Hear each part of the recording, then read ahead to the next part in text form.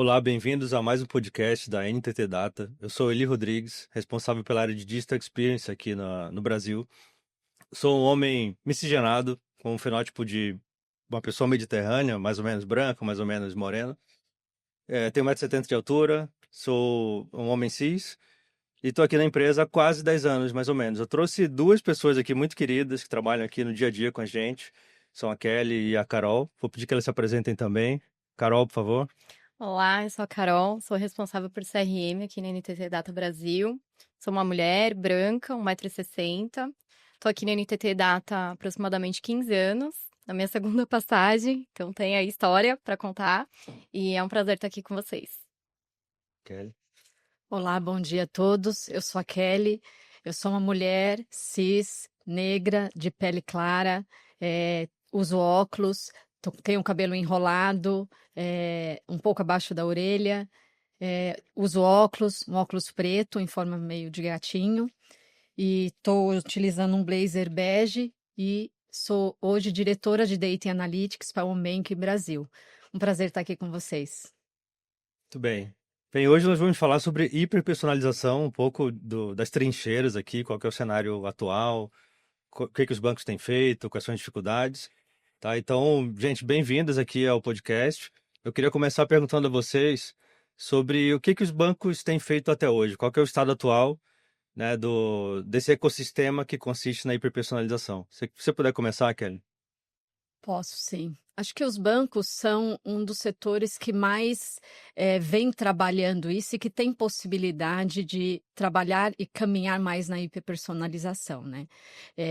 Eles têm hoje buscado utilizar os diferentes dados dos diferentes sistemas que hoje o banco tem, né? Hoje os bancos, eles são diferentes produtos para os clientes e hoje ele está começando já, eu diria que está começando, acho que a gente vai explorar um pouquinho isso, esse caminho da hiperpersonalização. Já caminhou bastante na personalização, né? Que a gente vai, acho que vamos falar um pouquinho dessa diferença aqui, mas ele caminha na hiperpersonalização. Eu diria que ainda não estamos lá, mas está num caminho. Quando ele se preocupa em quem é o cliente, está buscando interagir com área diferente, a experiência do usuário, com os dados que existem, colocando inteligência e com a chegada da IA generativa, a gente se aproxima cada vez mais para o caminho da hiperpersonalização.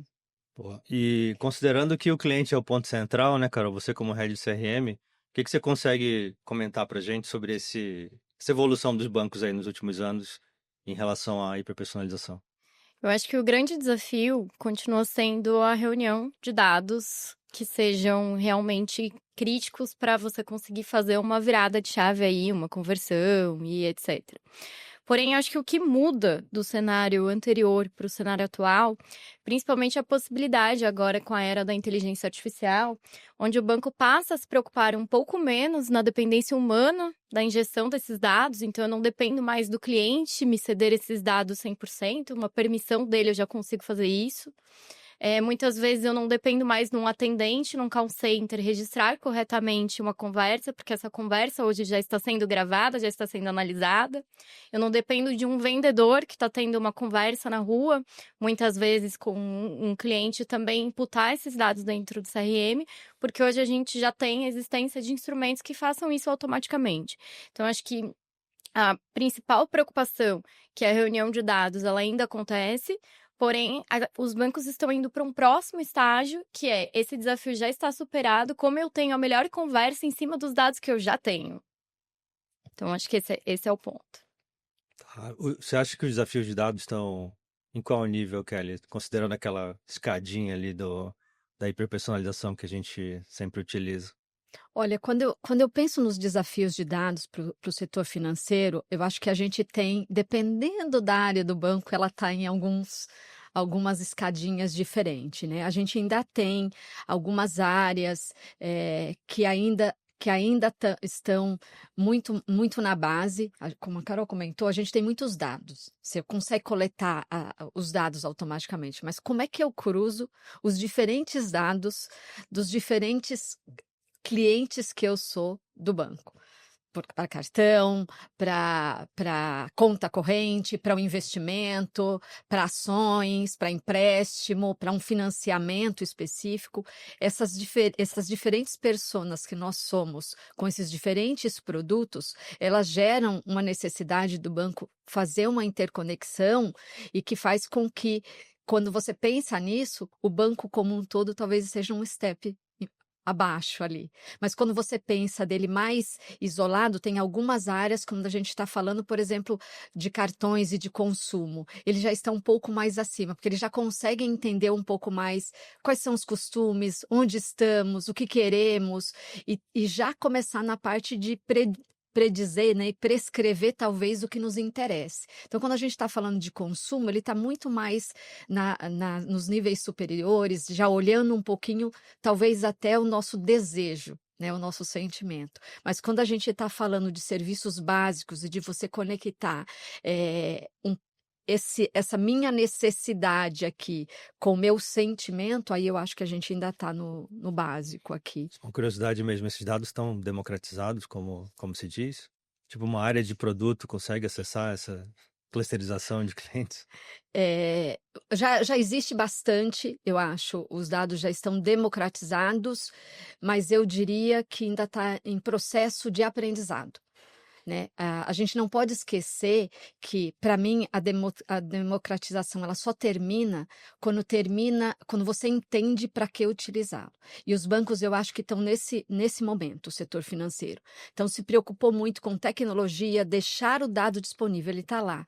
Mas se as pessoas que vão utilizar não entendem quais são os dados, não entendem como usá-los e não compreendem a questão da legalidade, né, em relação ao que eu posso usar, quando usar e como usar, aí começa a ter um problema. Então, quando a gente entra nesse pedaço, ainda tem uma barreira. Então, se eu pensar nisso, não está totalmente democratizado, mas quando a gente fala de disponibilidade, eles já estão disponíveis, vamos dizer assim. Entendi. E no mundo de CRM, Carol, os bancos têm usado esse tipo de dado democratizado, para quais casos de uso, assim, que você tem trabalhado mais no setor?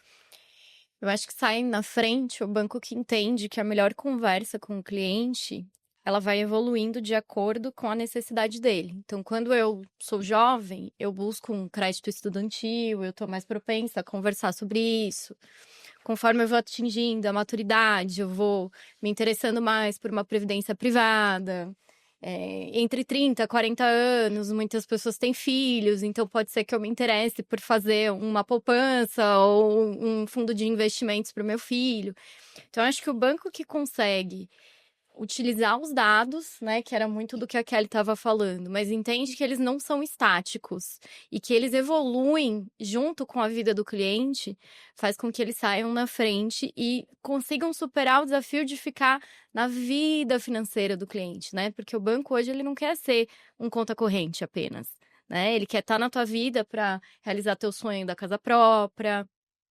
Você pode contar com um banco, com um consórcio, né? Daqui a alguns anos, né? Se o banco hoje me ligasse e falasse assim, viu? Daqui a 12 anos, seu filho faz 18, lembra? Que tal pensar aí num futuro carro para ele?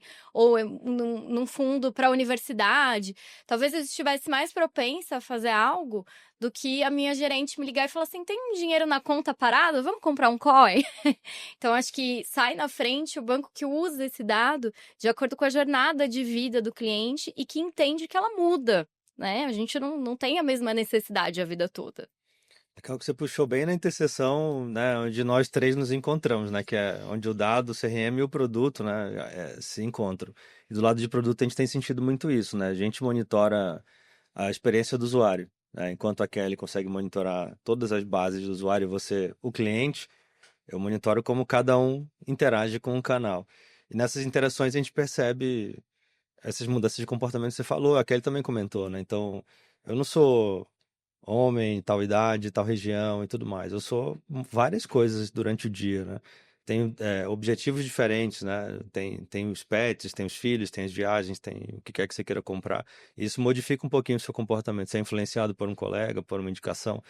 Então, essa segmentação que eu queria puxar de volta aqui para você, Kelly, de comportamento, você até já deu o primeiro spoiler, mas eu queria que você explorasse um pouquinho mais.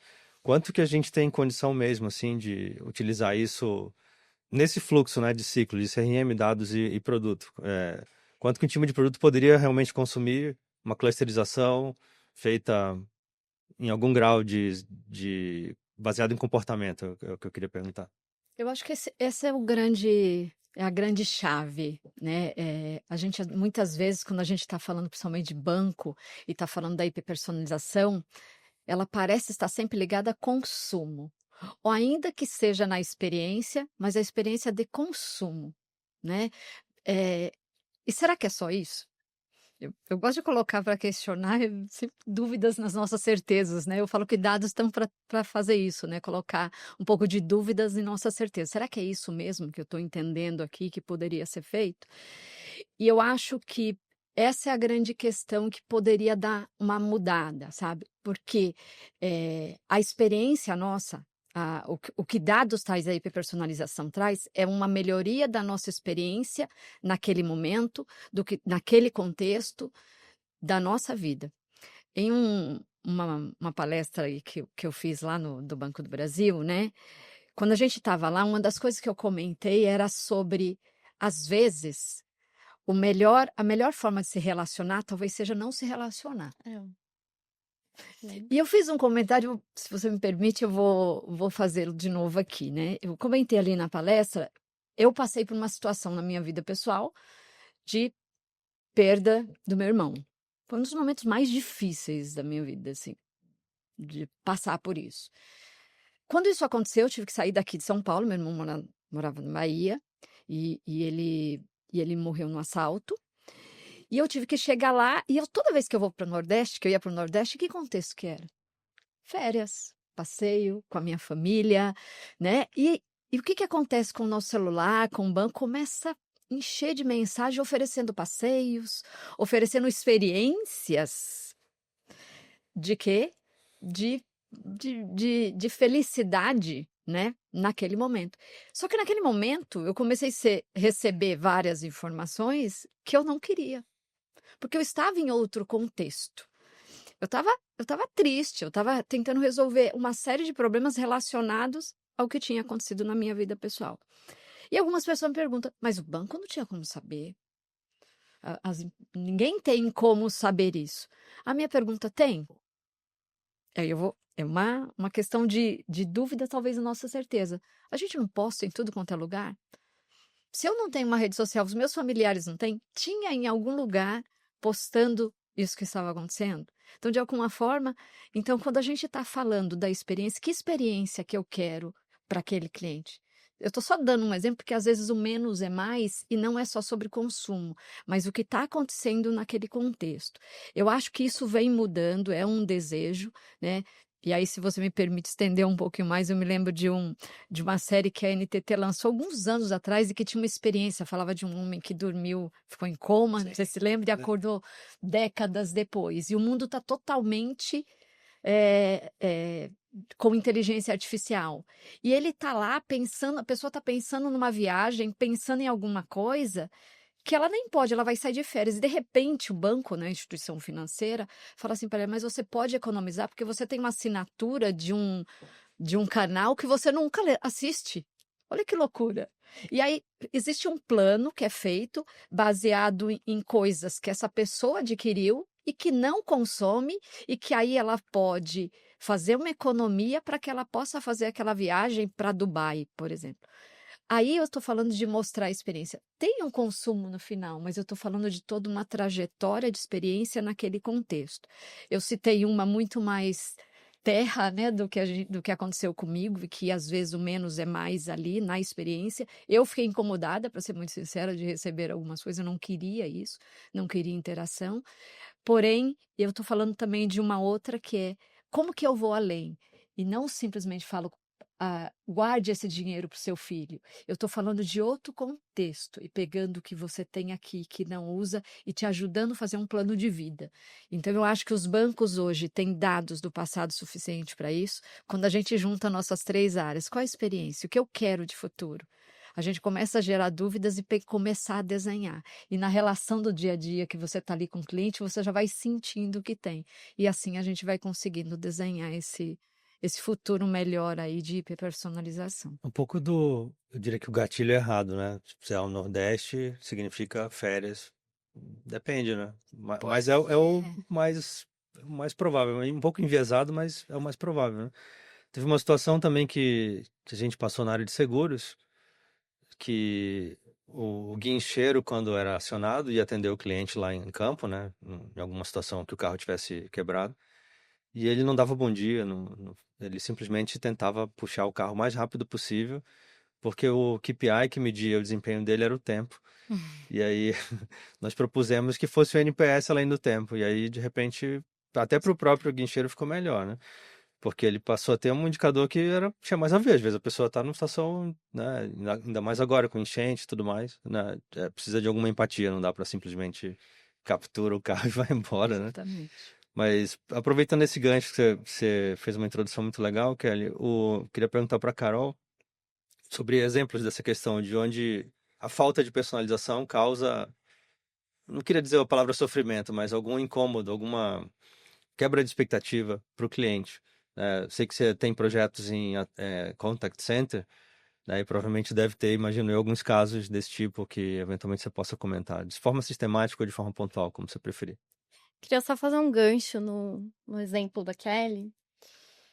E sem afirmar, mas possivelmente você fez essa viagem fora do período que você costumava fazer de férias.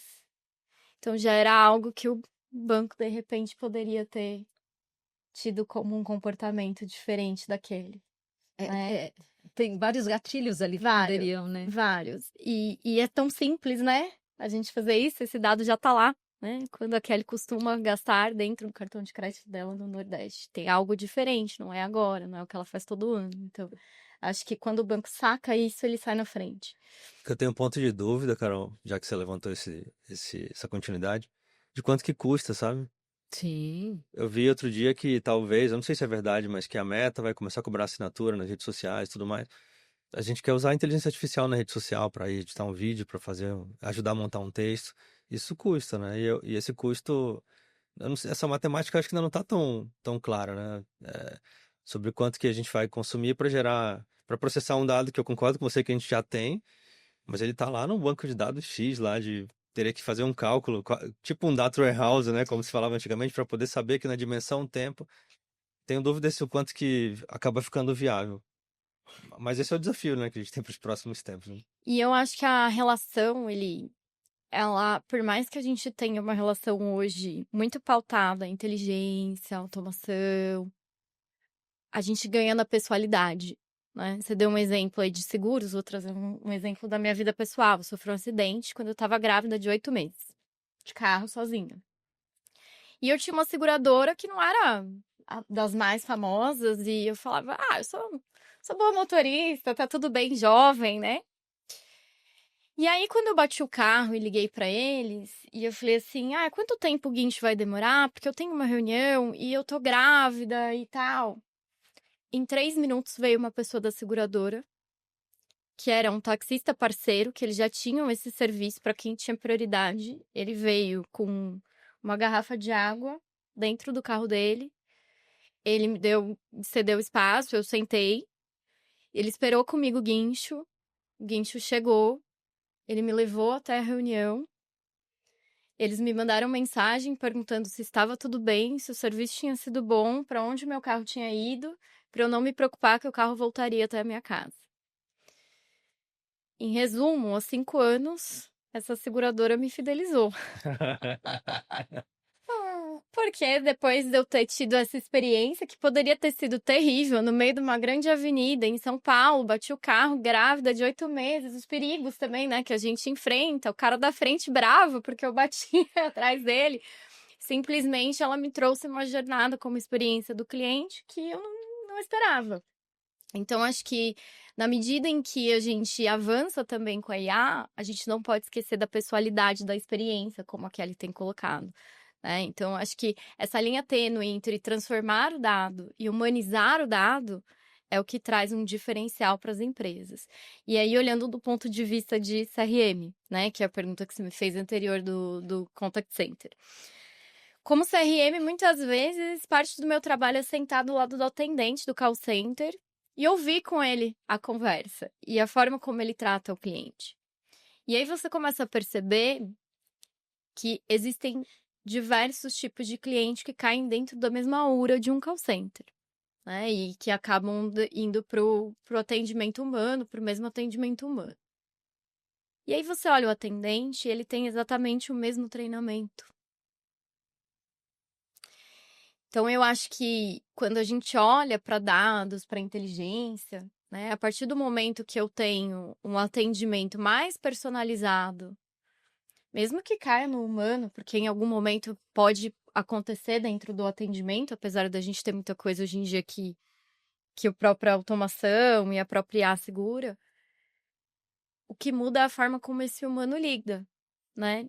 E as pessoas, elas ligam e muitas vezes elas conversam com o atendente do call center como se fosse alguém da família delas, né? E elas contam o problema que elas estão enfrentando. Ah, eu preciso transferir esse dinheiro porque a minha esposa tá doente.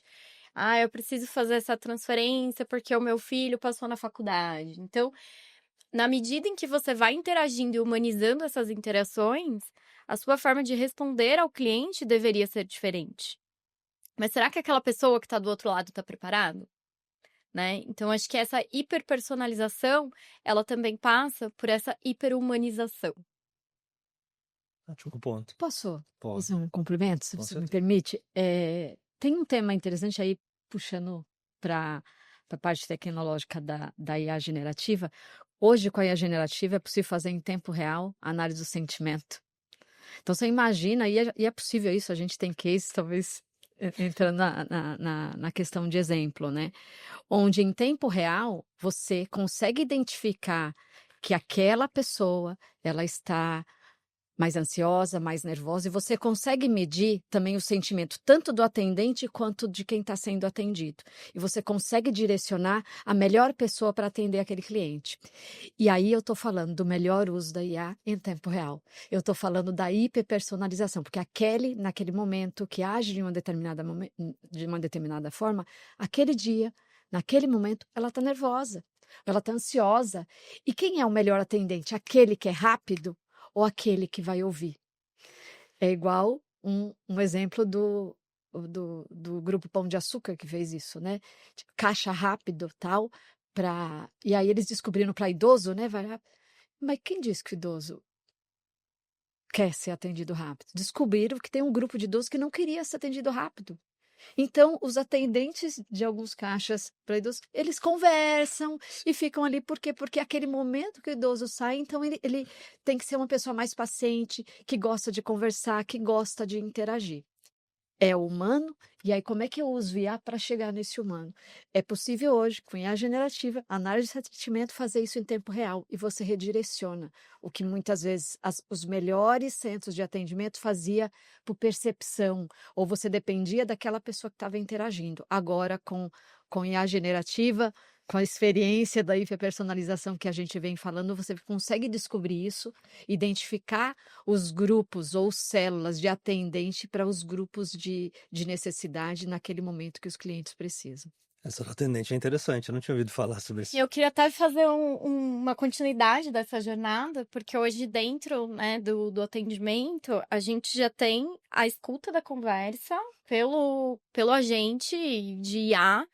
E se ele identifica que mesmo caindo nessa PA, que está mais preparada para atender aquele cliente naquele momento, essa conversa leva para um outro tom, nós temos cases em que o supervisor é acionado e aí a pulpa lá na tela dizendo, olha, melhor você escutar essa conversa e fazer um direcionamento. E o supervisor escuta essa conversa e direciona em tempo real o atendimento. E o que é interessante, porque isso, a grande questão é, e no final você vê exatamente qual é a generativa, como o cliente chegou, o que aconteceu no meio da conversa com essa análise de sentimento e como ele saiu, né? Você consegue monitorar esse processo. E o que é mais, o que gera um melhor retorno? Não é como o cliente chegou, mas sim como ele saiu da conversa. E isso tem a ver com utilizando IA, né? Eu direcionar da melhor maneira. Então, explorando essa parte dos canais assistidos, né, que a gente acabou entrando, eu vi outro dia um case de projeto que era assim, a gente tem existe uma startup, que aliás foi a Carol que me apresentou, inclusive, que ela consegue medir lá no aplicativo se o cliente está tendo aqueles cliques, dead clicks, né? Ele clica onde não funciona, ou ele faz um rage, né? Fica apertando com raiva várias vezes e tal. E até aí, legal, é bem inovadora. Só que o case que no final foi feito foi colocar esse output dentro de um MCP. Ah, Kelly já deu risada. O MCP foi plugado na plataforma de agentes e o CRM acessou a plataforma de agentes.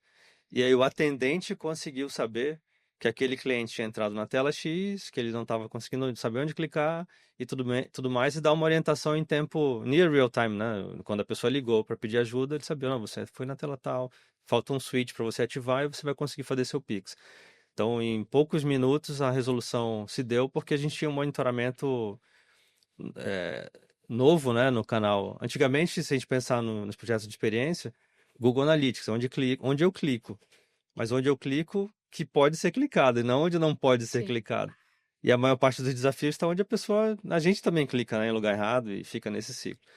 Então, avançando aqui, eu queria perguntar para vocês assim, quais fatores vocês entendem que é mais difícil, que causam, né, dificuldade para avançar, né, nesse aspecto de hiperpersonalização? A gente falou de alguns, né, fazer um wrap-up aqui do que vocês entendem que é mais interessante. Kelly, se puder começar, por favor.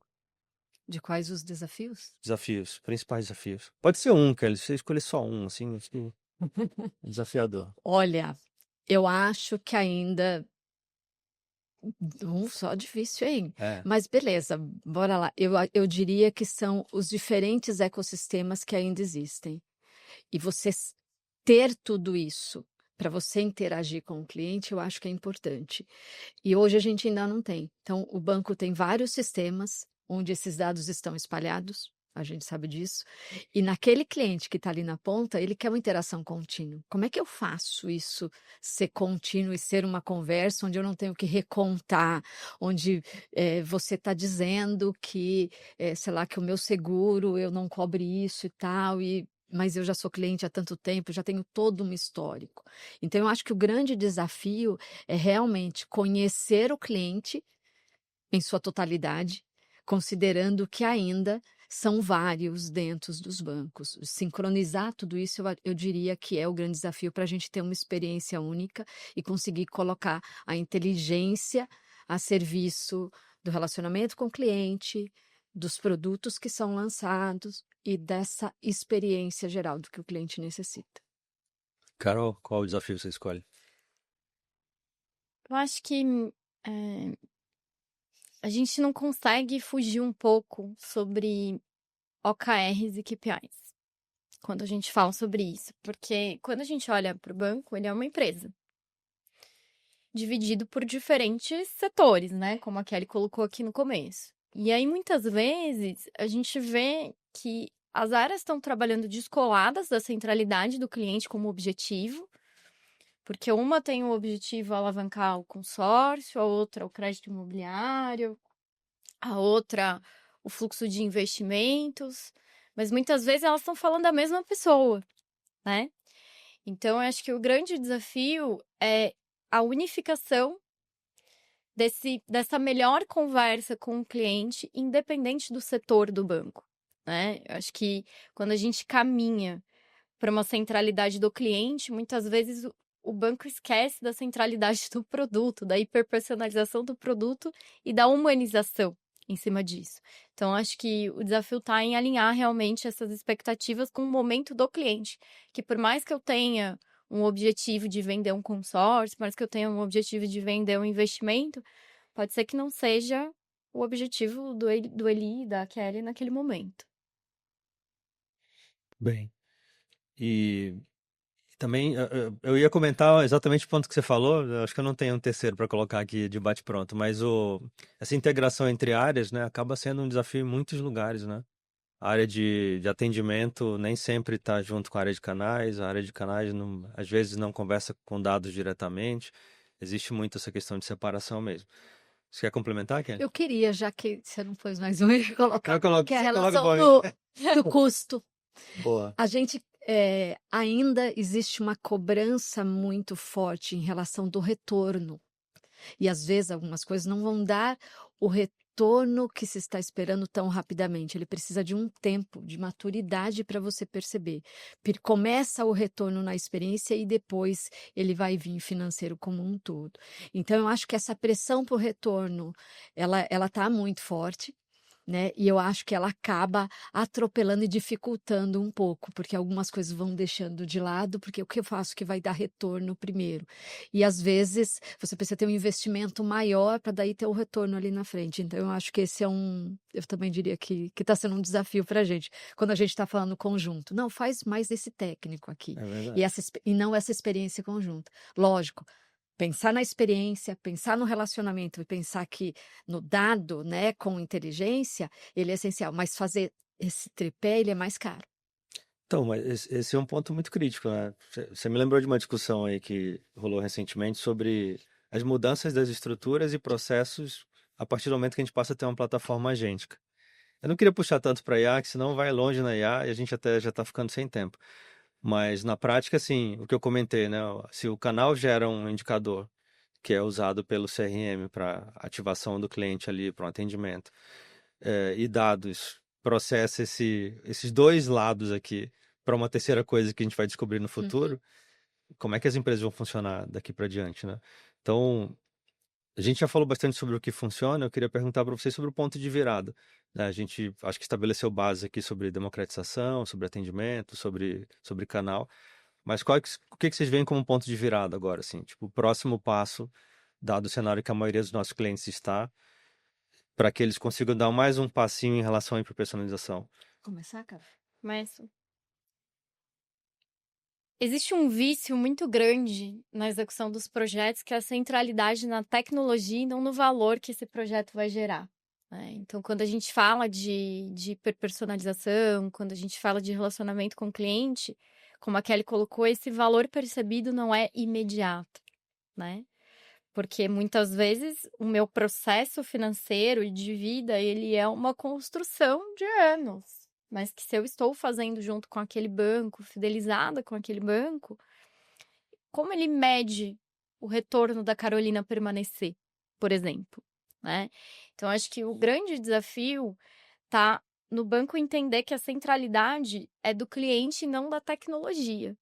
E que essa jornada é o que realmente faz diferença na hora de pensar em um projeto de personalização, num projeto de tecnologia, num projeto de modernização, né? Porque no final, esse custo de perder o cliente, ele também não consegue calcular, tá? Então, acho que o teu custo de perda também é importante, não só o custo de ganho, né? O pessoal esquece disso. Dá para dizer, Kelly, que isso começa a virar uma necessidade? Sim, eu acho que a, a hiperpersonalização, quando a gente está falando em centrar no cliente, hoje já não é diferencial. Hoje ele é uma necessidade. Quem não tem isso, esquece, você já ficou muito para trás. Porque a gente já espera um tratamento diferente. Eu já espero entrar e não ser um chatbot onde eu tenho que repetir toda vez meu nome, meus dados, a conta. Eu já não quero isso. Eu quero uma continuidade, eu não quero repetir isso. Mas o que que eu quero diferente? Onde está o ponto de virada? Cada banco, cada instituição, cada empresa tem um conhecimento daquele produto, dos dados e do consumo daquele cliente e do entendimento do que aquele cliente quer diferente. E eu acho que esse é o potencial de cada cliente que precisa ser explorado com inteligência. Como é que o cliente utiliza tudo aquilo que ele já tem, que ele já sabe, e ele, com aquilo que ele já sabe, como é que ele interpreta esse cliente? Utilizar isso com inteligência, né? Aí, né? A parte tecnológica, sempre pensando na experiência do cliente, ele vai ser o diferencial. Não dá para eliminar um desse tripé aqui. Não dá. Porque se eu eliminar, depois ele vai custar mais caro lá na frente. Não, pega só os dados que tem, ou pega só essa informação. Ou depois a gente vê qual que seria a melhor experiência. Só vamos estar aqui nesse relacionamento e resolve um pedaço. Então, quando você olha como um todo, a cadeia toda, e busca entender a experiência daquele cliente para dar a melhor experiência, o resto eu diria que é consequência do resultado desse trabalho, né?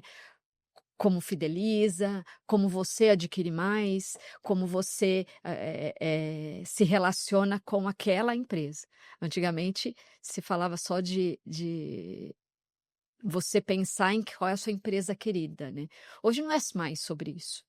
Hoje é a minha experiência com aquele cliente, o que ela me molda e vai fazer uma personalização.